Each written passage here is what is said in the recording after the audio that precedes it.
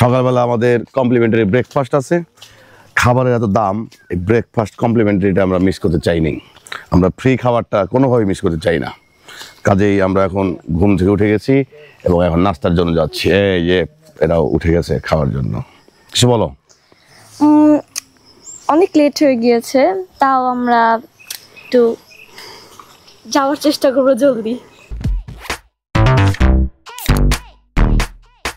আমরা এখন রেস্টুরেন্টে ব্রেকফাস্ট করতে ঢুকছি।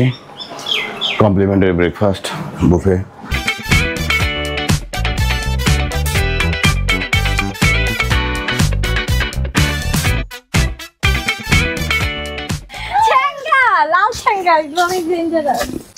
বাহ বাহ, সুন্দর তো। দেখো দেখো দেখো দেখো দেখো, রিসোর্টের ভিতরেই ঘুরছি, কিন্তু এটা রিসোর্ট, যে রিসোর্টে আমরা উঠছি সেই রিসোর্টের ভিতরেই আছে কিছু আয়োজন।